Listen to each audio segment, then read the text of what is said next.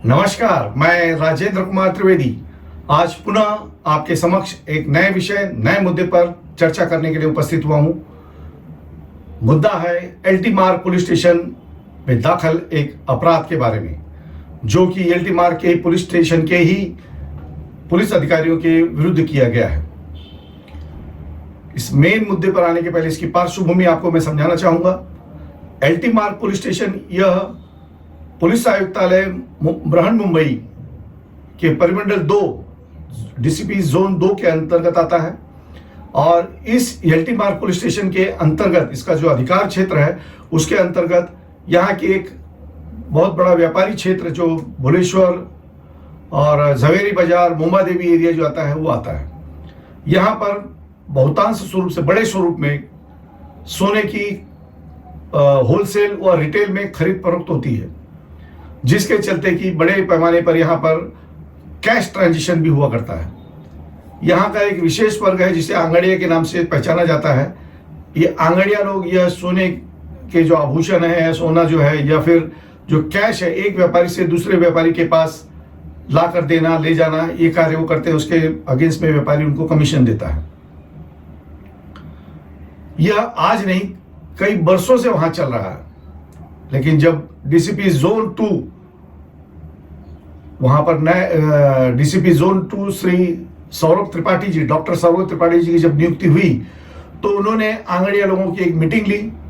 Meeting लेकर उसमें Bhuleshwar angadia association के योगेश भाई गांधी और अन्य उनके सहकारी, इन लोगों की एक मीटिंग हुई। मीटिंग के अंतर्गत उसमें डॉक्टर सौरभ त्रिपाठी जी ने उन्हें सूचना की कि ये जो आप आंगड़िया का काम करते हैं पूरी तरह से लीगल न होने की वजह से इसे सुचारू रूप से चलने अगर देना है तो आपको हमें यानी कि सौरभ त्रिपाठी जी को दर माह प्रति माह एक मोटी रकम यानी 20 लाख रुपए देने हैं। रकम काफी बड़ी थी। एसोसिएशन ने उसको मानने से इनकार कर दिया। उसके बाद 3-4 बार फिर मीटिंग्स हुई।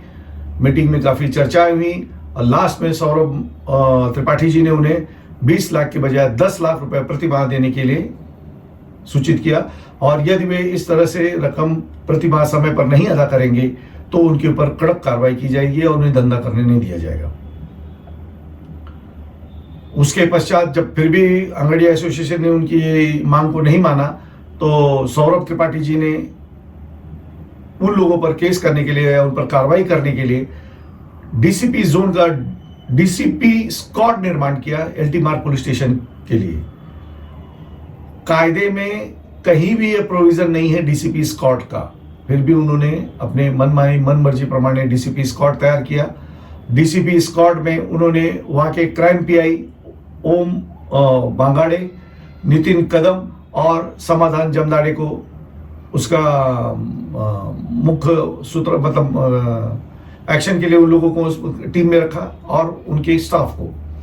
यह टीम अपने काम कर डीसीपी के आदेश पर काम करना शुरू कर दिया। उन्होंने व्यापारियों को जो भी कहीं मिलता था पैसे के साथ, कैश के साथ, उनको पकड़कर वे मेन पुलिस स्टेशन में न ले जाते हुए उनके आउटपोस्ट पे जो चौकियां, बीट चौकियां होती है, बीट चौकी में ले जाकर उन पर इनकम टैक्स का डर दिखाना और अन्य डिपार्टमेंट का डर दिखाकर और उसकी धौंस दिखाकर उनसे वे तोड़बाजी करते थे।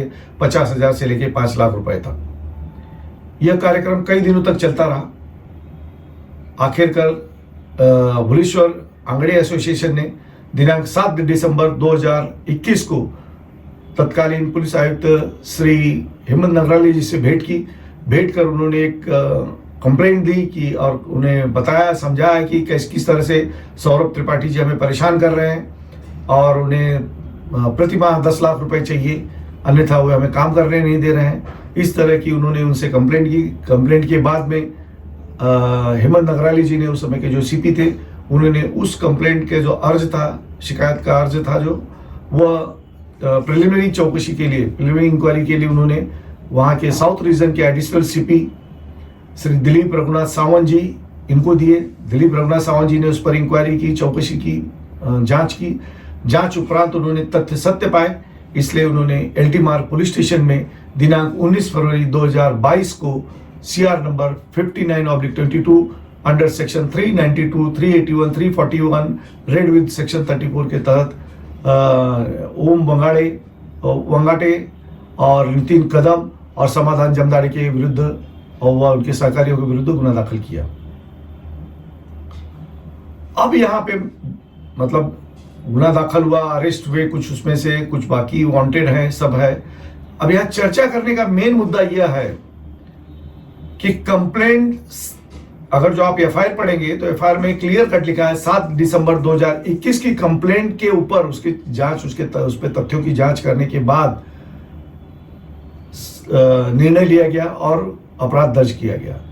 तो यदि और दर्ज भी किसने किया है, कंप्लेनेंट कौन है यहाँ पर, तो दिलीप रघुनाथ सावंत है, एडिशनल सीपी लेवल का दर्जे का अधिकारी कंप्लेनेंट है। जबकि कंप्लेनेंट अवेलेबल है, इजीली अवेलेबल है, जिंदा है, कंप्लेंट देना चाहता है, भुवनेश्वर आंगड़िया एसोसिएशन वाले कंप्लेंट देना चाहते हैं, दे सकते हैं, उन्होंने नकारा नहीं, तो उनकी कंप्लेंट क्यों नहीं ली गई। स्पष्ट है कि सौरभ त्रिपाठी को बचाना था। अन्यथा आंगड़िया एसोसिएशन ने जब लिखित में कंप्लेंट दी है सौरभ त्रिपाठी के बारे में, नामजद लिखित कंप्लेंट की हुई है, तो वे एफआईआर में उनका नाम क्यों नहीं लेंगे। लेकिन उसे ही ध्यान में रखते हुए सौरभ त्रिपाठी को बचाने के लिए उनकी कंप्लेंट न लेते हुए, या वहां के सीनियर पीआई की कंप्लेंट न लेते हुए, या किसी और की कंप्लेंट लेते, स्वतः एडिशनल सीपी दर्जे का अधिकारी कंप्लेंट बनता है और एसएचओ ज्योति अरविंद देसाई वो कंप्लेंट रजिस्टर करते हैं सीआर नंबर 59 के तहत। कहां तक उचित है, इनकी मंशा इस जगह पे स्पष्ट नहीं होती कि वे सौरभ त्रिपाठी को बचाना चाहते हैं। इंक्वायरी में सब में आया है कि आंगड़िया लोगों की 3-3, 4-4 मीटिंग इन्होंने इनके ऑफिस में, कार्यालय में ली, वहां आंगड़िया के लोग गए, किस लिए गए, क्या गए, इसका कोई पता नहीं लगा। प्लस उन्होंने जब आंगड़िया लोगों ने कंप्लेंट दी, कंप्लेंट देने के बाद सौरभ त्रिपाठी ने आंगड़िया को कम से कम 50 फोन किए, फोन करके उनको मिलने के लिए बुलाया, अपने कार्यालय में ना बुलाते हुए वर्ली में रोड पर उनसे बात कर रहे हैं। एक डीसीपी दर्जे का अधिकारी एक आंगड़िया से रोड पे खड़े होकर मांडोली की बात कर रहा है। और उन आंगड़िया लोगों ने कहा, जो 2 आंगड़िया गए थे, उन्होंने कहा कि भाई पूरे एसोसिएशन का निर्णय है, हम 2 जन मिलकर उसको विड्रॉ नहीं कर सकते। इस पर डीसीपी जी काफी नाराज हुए, उन्होंने भला बुरा कहा, उन्हें धमकाया रिटर्न लेने के लिए। तो ऐसे में जब कंप्लेनर और साक्षीदार को धमकाया जा रहा है और उस धमकाने वाले आरोपी पर कोई कार्रवाई नहीं हो रही है, तो कैसे सुरक्षित महसूस किया जाए। और ये सब मालूम होते हुए भी दिलीप रघुनाथ सावंत और हेमंत नगराले जी को स्पष्ट रूप से उन लोगों ने मिलकर कंप्लेंट दी है। क्या उन्हें समझ में नहीं आता डीसीपी जोनल स्क्वाड बनाने की क्या जरूरत है, जब ऐसा कहीं प्रोविजन नहीं है। इससे उनकी मंशा क्लियर कर दिखाई पड़ रही है कि सौरभ त्रिपाठी जी ने अपने पद का और अधिकारों का दुरुपयोग मॉनिटरिंग गेम के लिए किया है। तो उसमें तो एंटी करप्शन के सेक्शन 13A के तहत भी उनके ऊपर गुना दाखिल होना चाहिए, misuse of power and position for peculiar gain. और ऐसी परिस्थिति में जब कोई आरोपी है, मालूम है, उसके बावजूद भी उसको बचाना, इंडियन पिनल कोड के सेक्शन 217, 218 के तहत दिलीप रघुनाथ सावंत और हेमंत नगराले भी कार्रवाई के लिए क्रम प्राप्त होते हैं। तो मैं तो कहता हूं इनके ऊपर भी कार्रवाई करिए कि इन्होंने एक आरोपी को बचाने की कोशिश की है, गुना दबाने का कोशिश, अपराध को दबाने का कोशिश की है।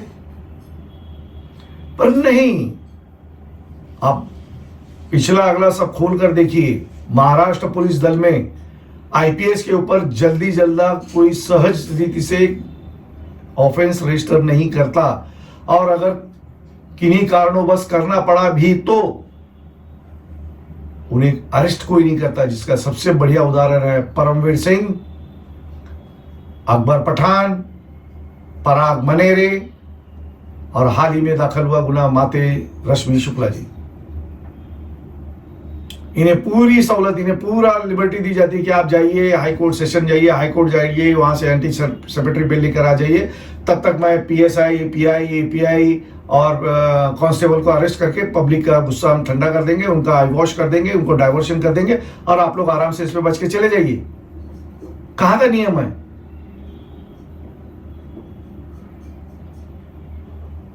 मैं नवनियुक्त पुलिस आयुक्त श्री संजय पांडे जी, उनसे विनती करता हूं कि लोगों की काफी अपेक्षाएं आपसे हैं, काफी आस लगाए बैठे हैं लोग आप पर, कृपया इन पहलुओं पर भी ध्यान दें। मेरी आपसे बहुत ही नम्रता से विनती है कि इन पहलुओं पर ध्यान दें और इस केस को किसी भी तरह से उसमें दिलीप रघुनाथ सावंत या हेमंत नगराले जी कोई तरह का इंटरफेयर न कर पाए, इस तरफ भी ध्यान दें। उनके ऊपर प्रशासकीय कार्रवाई और कायदेशीर इंडियन पिनल कोड 217 और 218 के तहत कार्रवाई कराएं। यह मेरी आपसे हाथ जोड़कर विनती है। जय हिंद, जय महाराष्ट्र।